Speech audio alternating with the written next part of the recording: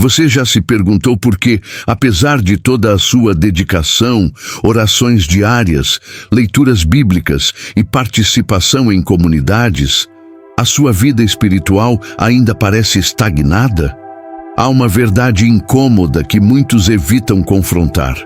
A maioria dos nossos hábitos espirituais, embora bem intencionados, são praticados de forma tão superficial que se tornam rituais vazios. Repetimos gestos, recitamos palavras, mas o coração permanece intocado, a mente dispersa e a alma faminta. É como regar uma planta com um conta-gotas, esperando que ela floresça em um deserto.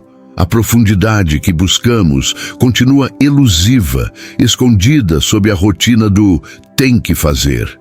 Essa estagnação não é um sinal de fraqueza pessoal, mas sim o sintoma de um problema muito maior e mais sistêmico. Vivemos numa era que promete transformação rápida, milagres em uma semana, 7 passos para uma vida plena.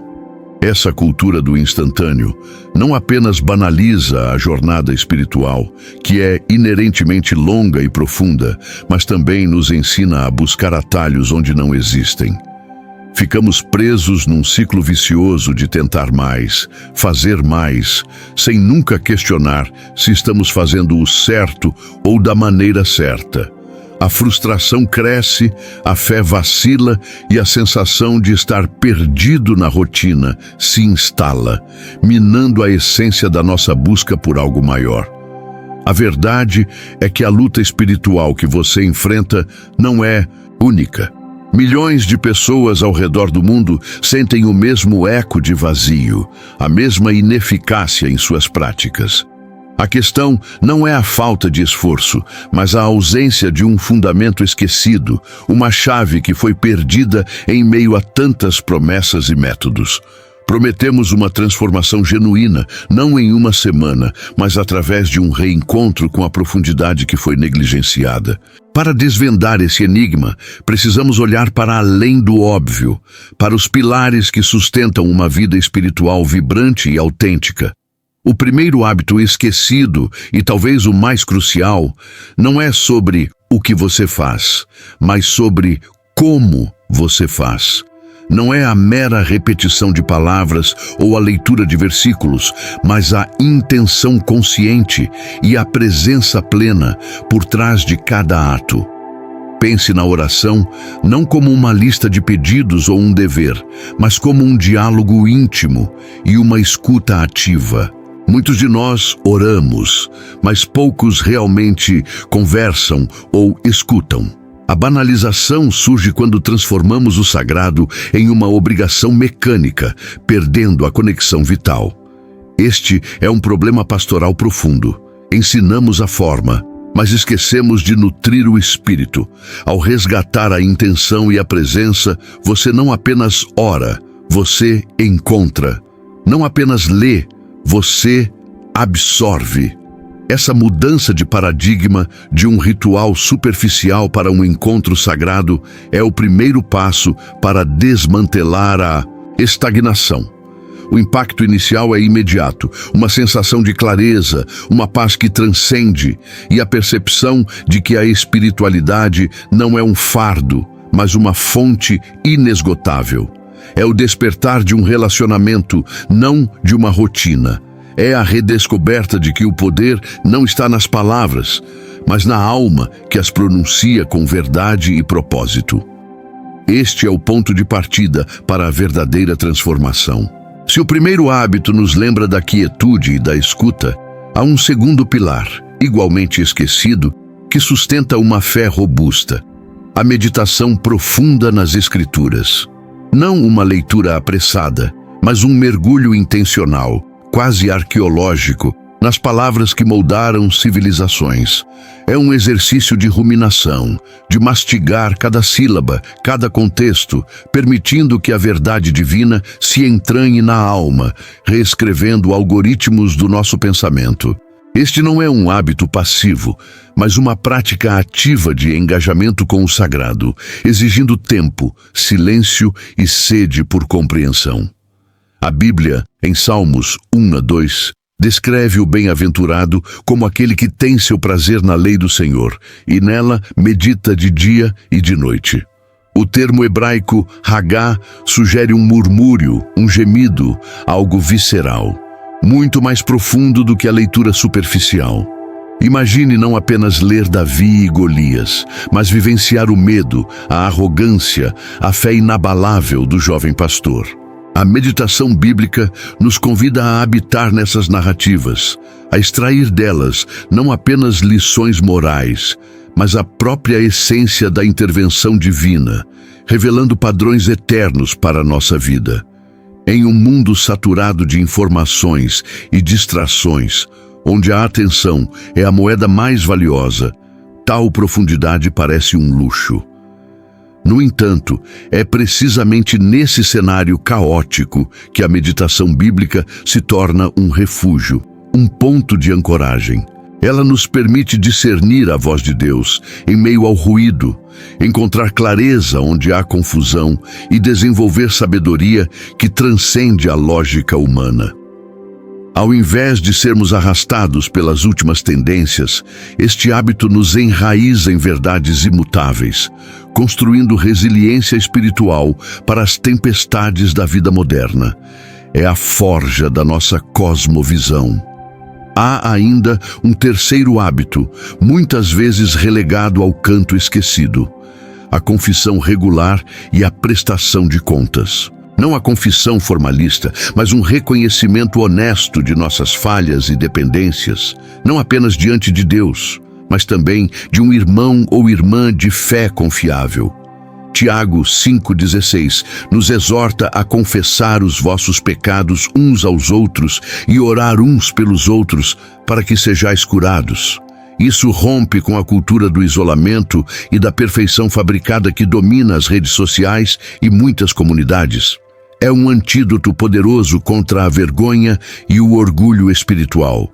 Esta prática, radical em sua simplicidade, cria um ambiente de vulnerabilidade e cura. Ao expor nossas sombras à luz da comunhão e da graça, desarmamos o inimigo que opera na escuridão do segredo.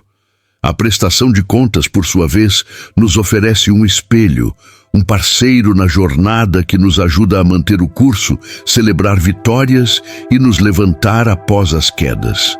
Ela nos lembra que não estamos sozinhos na batalha espiritual e que a santidade não é um esforço solitário, mas uma caminhada comunitária.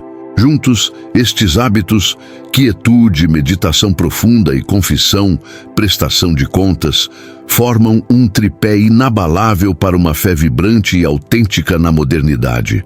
Mas a sabedoria ancestral, por mais profunda, enfrenta seu maior inimigo no campo de batalha do cotidiano.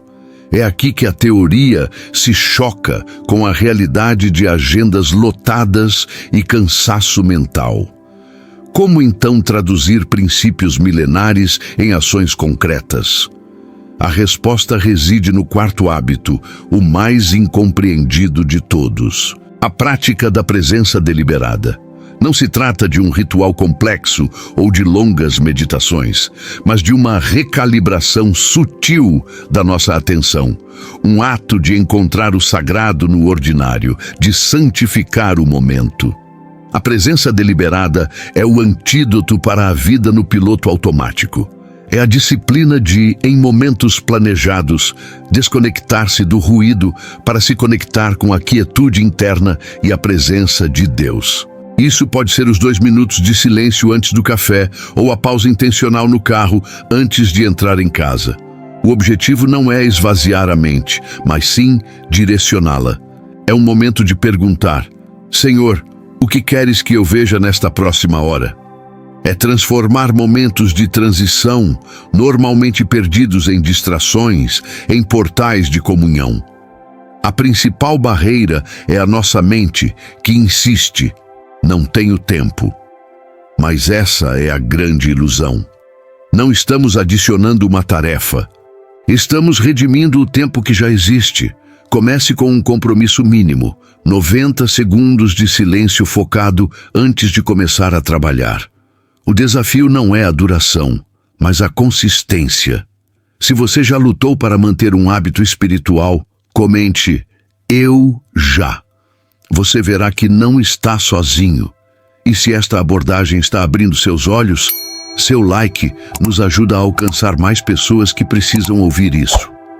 A mudança começa quando paramos de lutar contra o relógio e começamos a santificar os segundos. Este princípio destrói o mito do tudo ou nada que nos paralisa. Acreditamos que, se não podemos orar por 1 hora, 5 minutos não valem nada. É uma mentira estratégica. 5 minutos de presença focada, todos os dias, constroem uma fundação espiritual mais forte do que 1 hora de oração distraída, uma vez por mês. A consistência cria sulcos profundos em nosso espírito. Ela treina nossa alma a buscar o divino não como um evento, mas como o ambiente em que vivemos. Com o tempo, esses pequenos atos transbordam, transformando como respondemos sob pressão. É aqui que a transformação real toma forma. A presença deliberada não é o destino, é o campo de treinamento. Ela afia nossos sentidos espirituais e acalma o caos interno, preparando o terreno para o último e mais poderoso hábito. Ela nos ensina a ouvir a voz de Deus, não no trovão, mas no sussurro encontrado nos intervalos do dia. Ao dominar a arte de estar presente, você se torna apto a receber a revelação que conecta tudo. Você está construindo a estrutura para suportar a glória que está por vir, a chave final que trancará a porta da estagnação para sempre. Transformação. Uma palavra que ecoa com o poder de um novo amanhecer, mas que muitas vezes parece inatingível, envolta em mistério. Chegamos agora ao 5º e último pilar, o segredo que amarra todos os fios desta tapeçaria divina, tecida com propósito eterno. A consagração diária. Não é apenas um hábito, mas a chama ardente que mantém os outros acesos, a decisão consciente de viver cada momento sob a luz da fé ativa e da perseverança inabalável. É a entrega diária, a renovação do seu sim ao chamado divino, um compromisso que transcende a rotina e se torna o próprio tecido da sua existência, moldando quem você é e quem está destinado a ser. Imagine um plano, um mapa para sua alma, desenhado para 7 dias, uma semana de redescoberta e renascimento. No dia 1, comece com a meditação profunda, aquietando o ruído exterior para ouvir a voz sussurrante do Espírito em seu interior. Dia 2. Mergulhe na oração intencional, conversando abertamente com o Criador que anseia por sua comunhão. Dia 3. Pratique a gratidão consciente, não apenas pelas grandes bênçãos, mas pelas sutilezas divinas que o cercam, mesmo as menores, revelando a abundância oculta. No dia 4, estenda-se em serviço altruísta, semeando bondade onde quer que seus passos o levem, tornando-se um canal da graça. Dia 5, concentre-se na leitura e estudo da palavra, nutrindo sua mente e espírito com a verdade eterna, desvendando os mistérios que ela guarda. Dia 6, dedique-se à reflexão e confissão, purificando seu coração e alinhando sua alma com os propósitos celestiais. E no dia 7, a consagração diária, o compromisso inabalável de integrar tudo, de viver cada hábito com propósito renovado, entendendo que este é um ciclo contínuo de crescimento, uma espiral ascendente rumo à plenitude. Este não é um mero exercício de autodisciplina, é um pacto sagrado, uma aliança com o Eterno. A promessa divina é clara, poderosa e inabalável, gravada nas páginas da história e do seu próprio coração. Lembre-se das palavras em Filipenses 4:13. Tudo posso naquele que me fortalece. Esta não é uma sugestão vaga, mas uma declaração vibrante de poder ilimitado disponível para você. E em Jeremias 29:11, o sussurro de esperança que alcança sua alma. Porque sou eu que conheço os planos que tenho para vocês, diz o Senhor, planos de fazê-los prosperar e não de lhes causar dano, planos de dar-lhes esperança e um futuro. Deus não apenas deseja sua transformação, Ele a planejou meticulosamente, provendo a força, a sabedoria e o propósito para cada etapa. Este é o seu momento, o ponto de virada que você talvez tenha esperado. A revolução espiritual não é um evento futuro, mas uma escolha presente, um ato de vontade que ecoa através da eternidade. Não espere pelas condições perfeitas. Comece agora com o que você tem, onde você está. Cada pequeno passo, cada hábito cultivado com intenção é um ato de fé que move montanhas invisíveis e desvenda novos horizontes. A promessa não é de uma vida sem desafios, mas de uma presença constante, um auxílio divino que o capacita a superar cada obstáculo. Você está pronto para aceitar este convite? Para despertar o gigante adormecido em sua alma e viver a plenitude, a liberdade e o propósito que lhe foram prometidos? A jornada começa com um único, corajoso sim. O despertar aguarda e a promessa divina o impulsiona.